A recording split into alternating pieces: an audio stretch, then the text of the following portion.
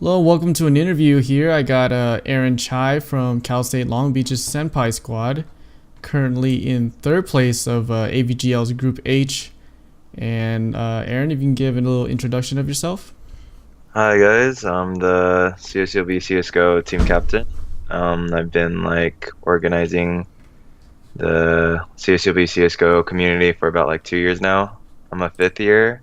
This is my last semester. Um, Graduating with a bachelor's in computer science. All right. So yeah, this is last semester, so it's gonna be really hard for the team to adapt next year because they're gonna be missing a very important member of their team. So let's go into the AVGL standings. You are currently third place, and you're at 4-1. Well, the only person really ahead of you would be Colorado University, and they're at 3-1, so they need to play their fifth game for it to be an actual Yeah. accurate placing. And UC San Diego in first 4-0, so they need to play one more as well to catch up to how many games you played. But Colorado have 2 forfeit wins, so kind of a little bit tricky there. UC San Diego and yourself, you guys both have 1 forfeit win each. So let's run through the matches a little bit. You were able to beat UCLA Brown for your first game. How was that? Kind of like your first. Well, this is your first game of the season, so Yeah. getting a new team together, kind of pretty hard to set in stone what kind of strategies you're playing and what kind of players you're playing with too. So beating them 2-0 on Cash and Cobble, pretty good. Yeah. So how did you guys feel about that? Uh, Honestly, I was expecting a harder match against UCLA because UCLA has been known for particularly this year, they're known to be a pretty hard, a pretty solid team. For CSL, I think they went had a really good regular season record, but I think UCLA, it's not the same roster at all. They're using kind of subs, and maybe it's just playing in AVGL more relaxed compared to CSL. Yeah, sure. So a little bit of a stat. So your top player was Jin. He had 69 frags in Yeah, 2 did maps. insane. So go through that. So he ended 31 on Cash and 38 on Cobble. So what kind of a player is he? Is he would you say the star player of your team right now, or he just had a great Definitely, game? yeah, definitely star player. He also calls for us sometimes. He's really flexible player. Solid, you don't have to worry about him. He'll entry, he'll support, do anything. He's just and he's also a really nice guy. That sounds good. There's always have to have a Yeah, nice player play for yeah, you. definitely. So yeah, because I played with you before. So UCLA has always been a team that's given the Cal State squad kind of bit of a little bit of trouble here and there Yeah, yeah, yeah. from past lands. Moving on, really your only loss is to Colorado University. So how did that series go for you? Seeing that's their only actual win. Do you see them progressing any further into the group? Seeing with let's see, 3 wins I believe they have. Yeah, I mean, when we played Colorado University, unfortunately, we did not have Jin, so we did not have our starting Mm. five. And that, to be honest, that's why we lost. I didn't think they're anything special. Or, like, they didn't stand out to me, to be honest. Okay, so you don't think that they're actually gonna go further into the groups, maybe into the playoffs? They'll probably make playoffs, right? I mean, how I don't know. many I teams got think out it of might groups? be Only two. 2, but it could be top 4. Because I don't know if the Oh, AVGL is doing okay. a round of 16 or a round of 32. Because there's 8 groups, Gotcha. so it might be either top 2 or top 4. Looking at it, so you guys look like you're in a pretty good spot. You might not go down to the bottom 4, seeing as Antelope Valley College has already dropped out of the group. Hmm.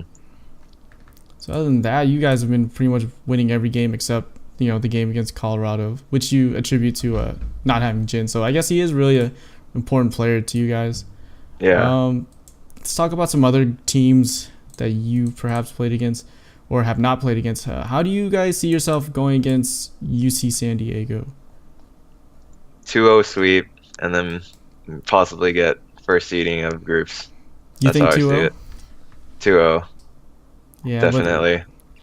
UC San Diego is currently undefeated. They have 2-0s against pretty much everyone else, including Colorado. So might be a good game. And I think that is your next game. Yeah, it is on Yeah, it Sunday. is. All I think we're right. playing in 2 days on Monday. Yeah, Oh, Monday. Okay, yeah, Monday at 9. No, at 8. Okay. So yes. that's going to be probably the biggest game of this group so far.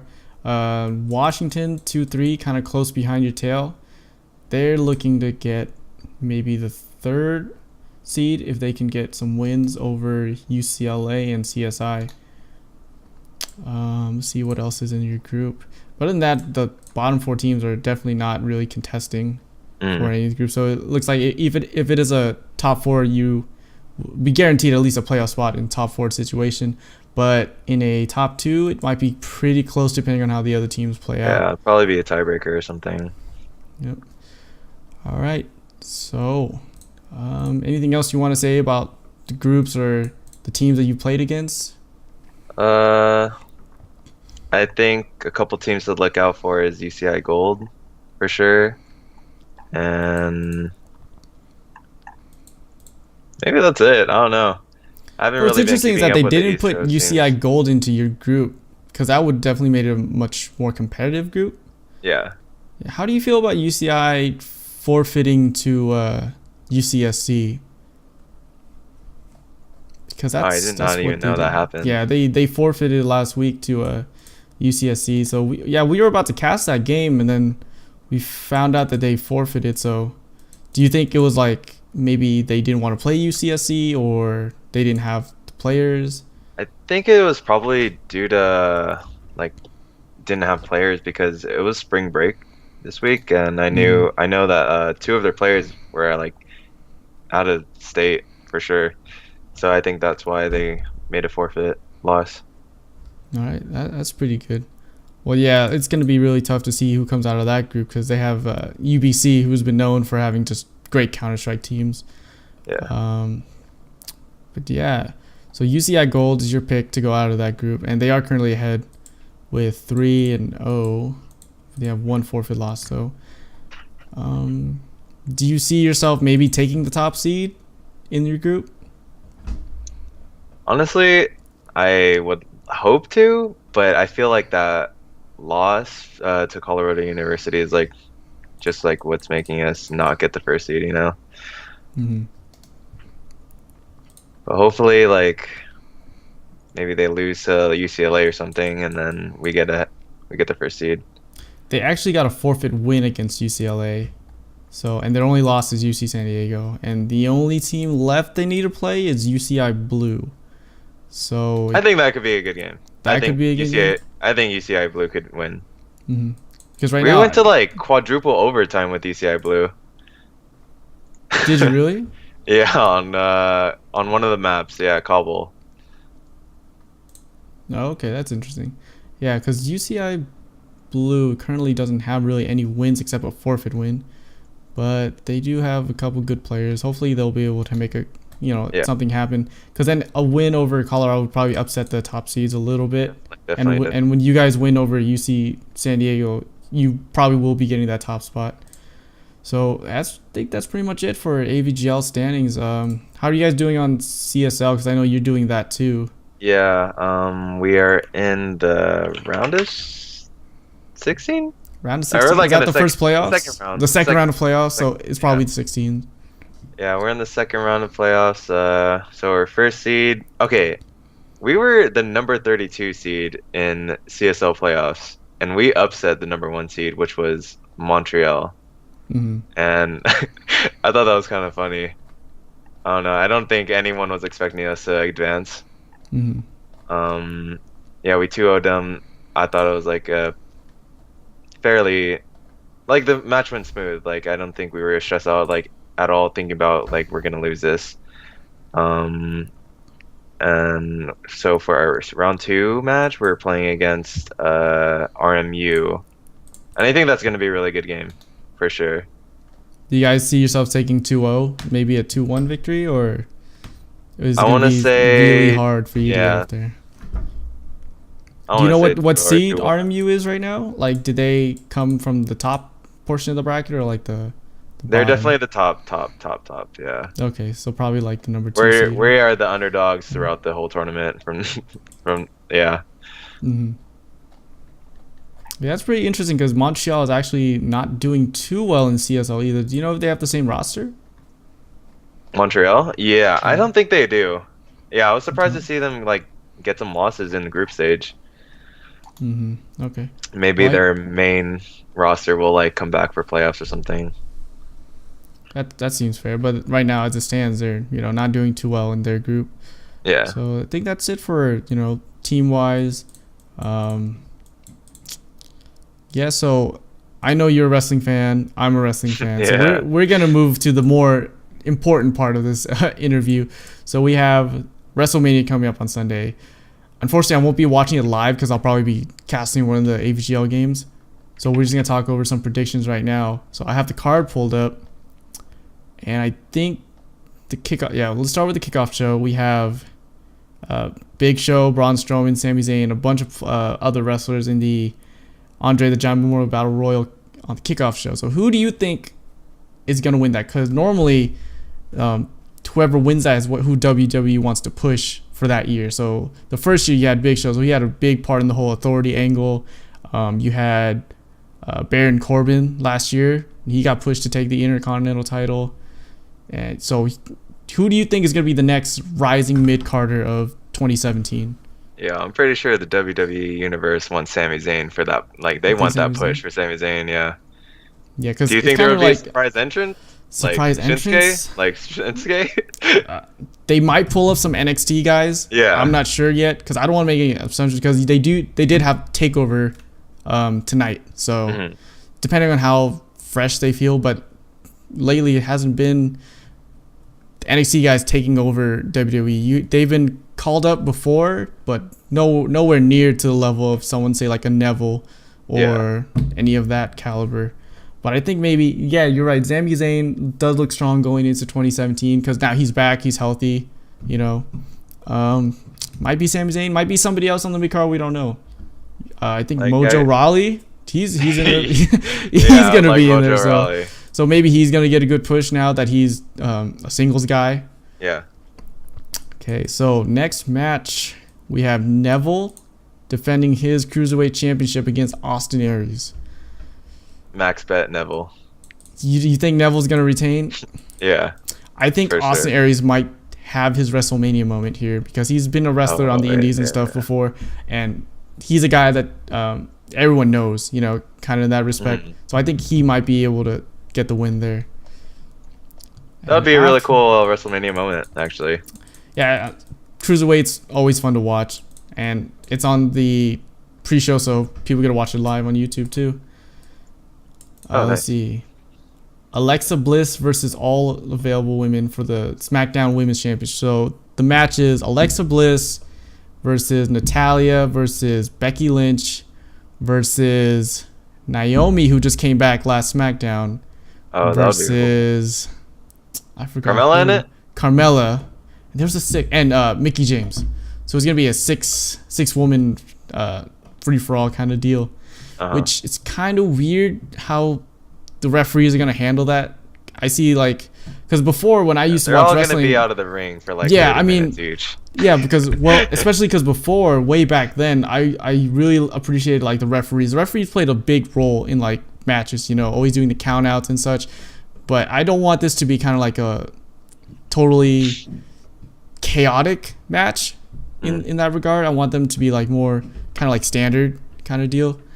Because now that you have all these women wrestling, this is the entire SmackDown female roster, so they should be putting on a show and not taking away too much from the title itself. Because I don't know, it's just weird with the whole title situation. You have only 6 available wrestlers to perform, and the way that Raw's Women's Championship has been tossed around, kind of it's been going back and forth. I don't know. They need to make this a really big deal kind of match, is what I feel. So who do you have taking that championship?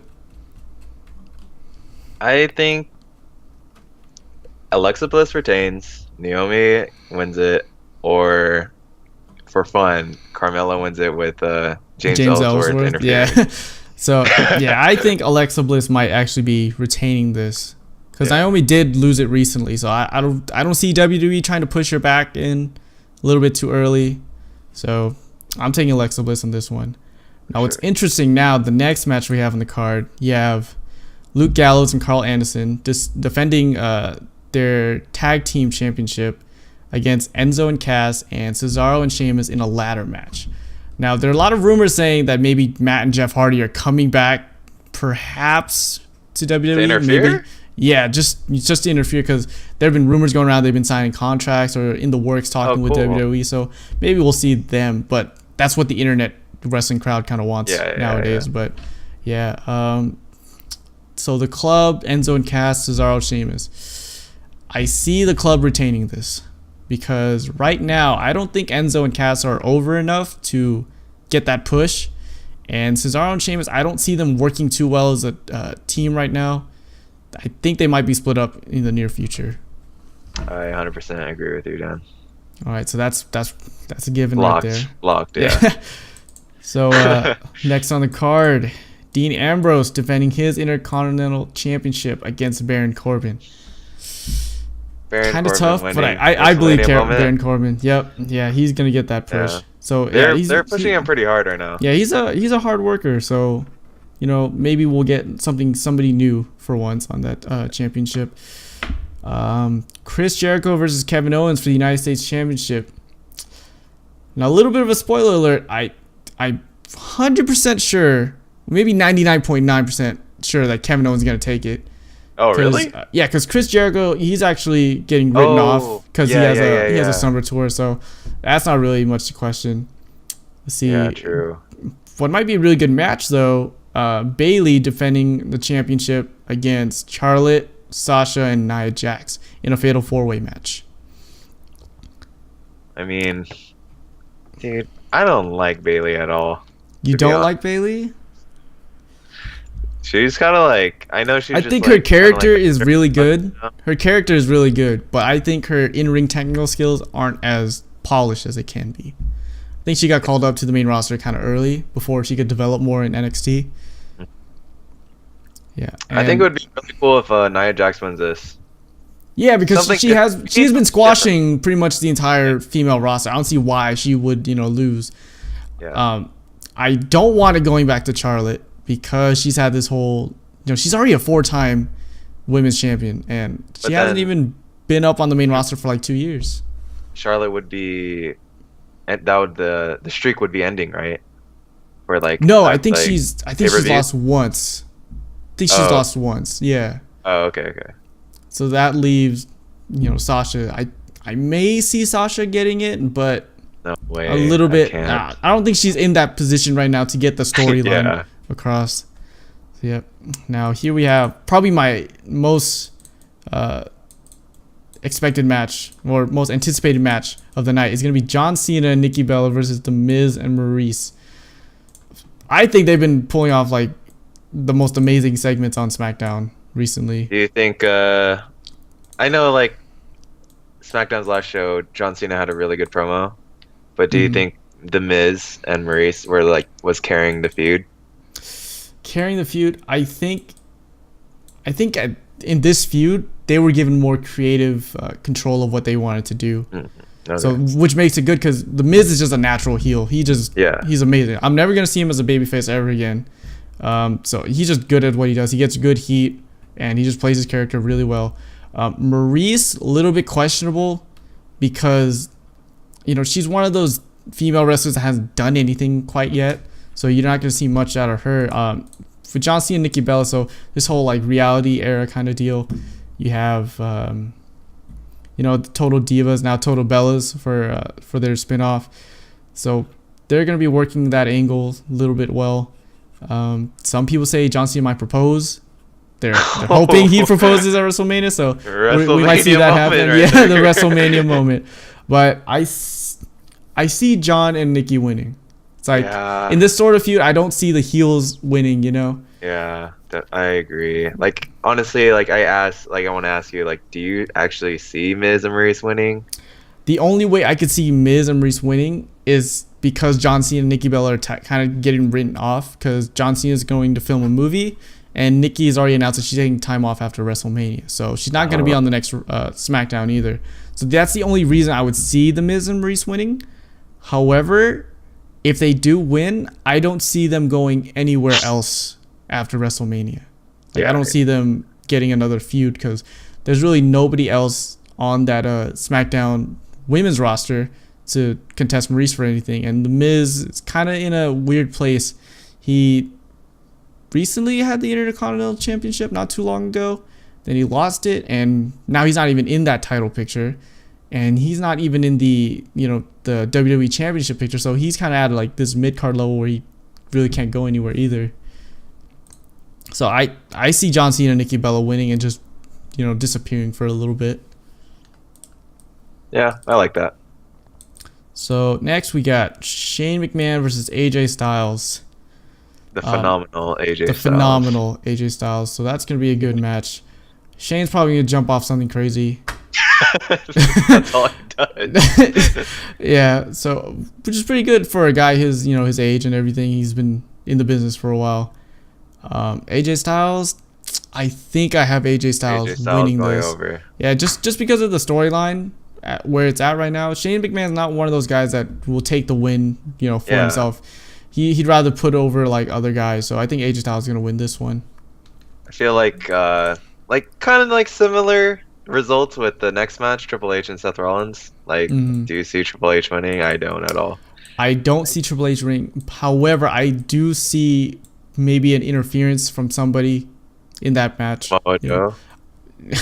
I just feel like that match is not going to be that as clean of a match. I feel like because if Seth Rollins wins, you're just going to have, he's going to be back on Raw. And I don't want them to kind of do the whole Raw authority versus, the one person kind of deal again. Because they already done that with John Cena and a multitude of other people.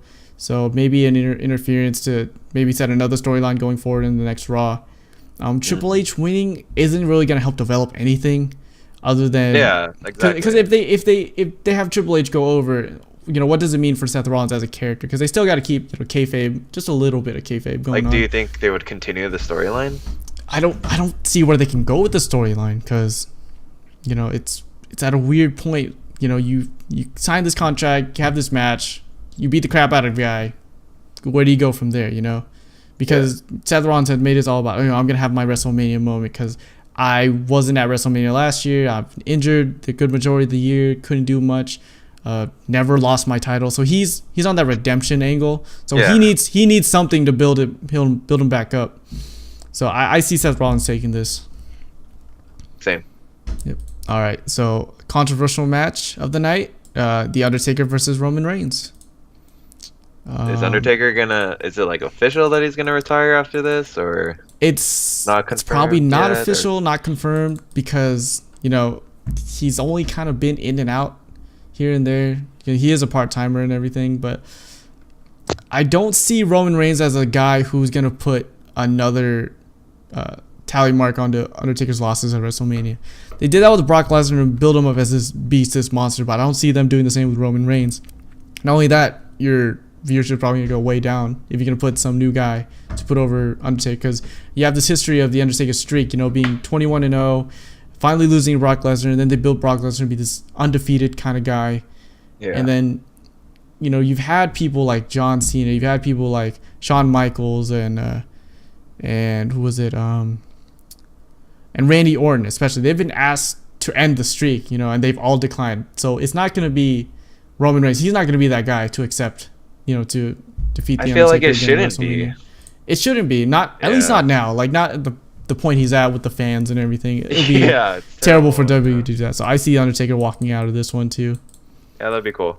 And I feel like that would get a huge pop too. Yeah, because that well, it's like you have a pop, one for the Undertaker winning and two for Roman Reigns losing. So yeah, exactly. that's where you stand with that. SmackDown Championship, Bray Wyatt versus Randy Orton.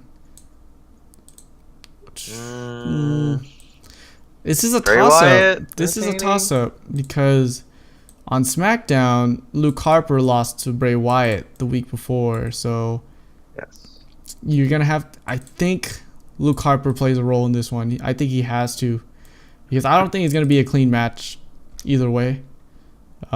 Seeing as this whole storyline's been really built up well. So you have Randy Orton coming in, betraying the Wyatts after getting their trust. You have Luke Harper calling out Bray Wyatt, telling him, Randy's not good. You have Bray Wyatt, who's kind of like left alone now. He doesn't have like a stable or, that Wyatt family presence anymore. So he's kind of like a solo guy now. So it's his chance to, defend the title. So I actually see him defending the title against Randy Agreed. with a special appearance from Luke Harper. Because I don't think he's. I mean, do you I don't think Luke he's Harper gonna will be do, on. like some weird stuff where he helps out Bray Wyatt? I think so, because the way that they played it off at SmackDown, that he was about to take the win and then he hesitated. Yeah. So Yeah. I okay. think that's the way they're gonna write it off. That he's still kind of stuck in that trance. The Wyatt So- family thing. yeah. Mhm.